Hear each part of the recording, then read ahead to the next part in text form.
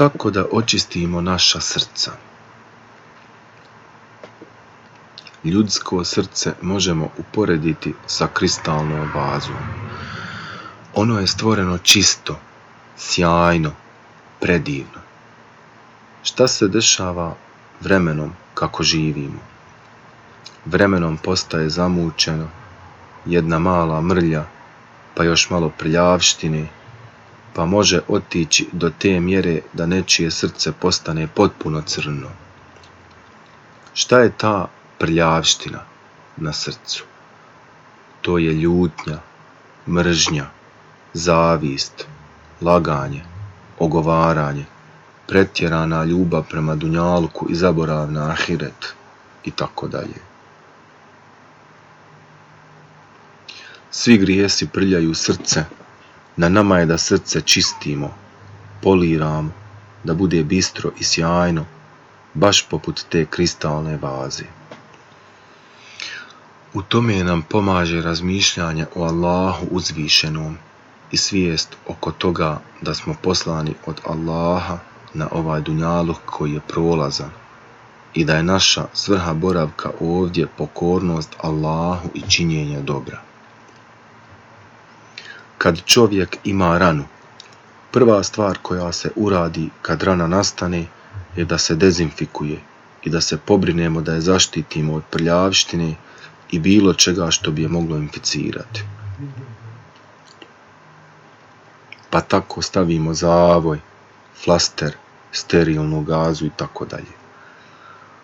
Ako bi se ona svejedno inficirala, potrebno je očistiti i koristiti stvari poput antibiotika, krema i tako dalje, koje su tu da pomognu da se rana izliječi. To je princip koji primjenjujemo i na srce. Čistiti ga i skloniti od njega stvari koje bi ga inficirale.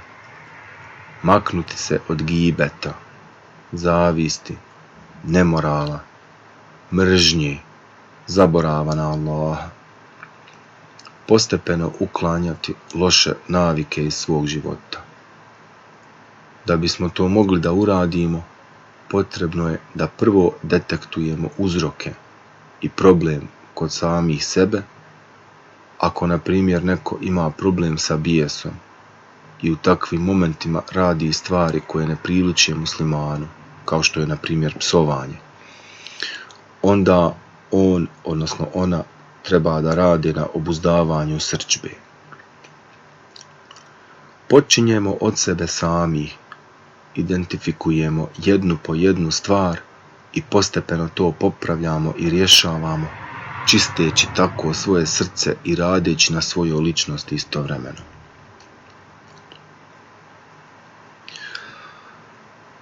Razmotriti zatim i svoje okruženje, prijatelje sa kojima se družimo.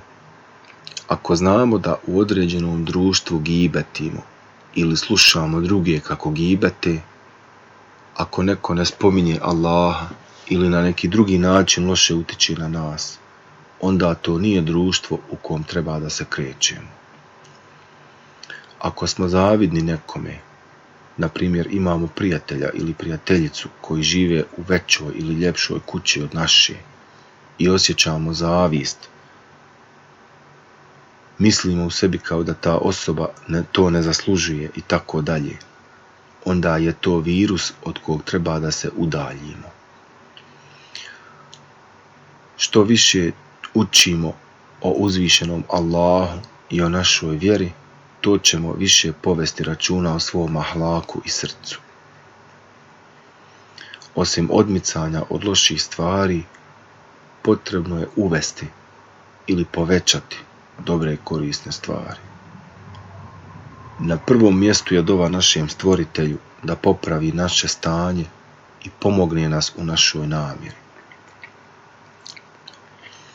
Zatim su tu zikr, slušanje predavanja, učenje Kur'ana, pomoć onima u potrebi koliko smo u mogućnosti i tako dalje.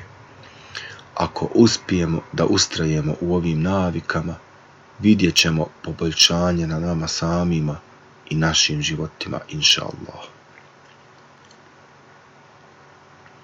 Gospodaru naš, ne dozvoli srcima našim da skrenu, kad si nam već na pravi put ukazao, i podari nam svoju milost, ti si uistinu onaj koji mnogo daruje.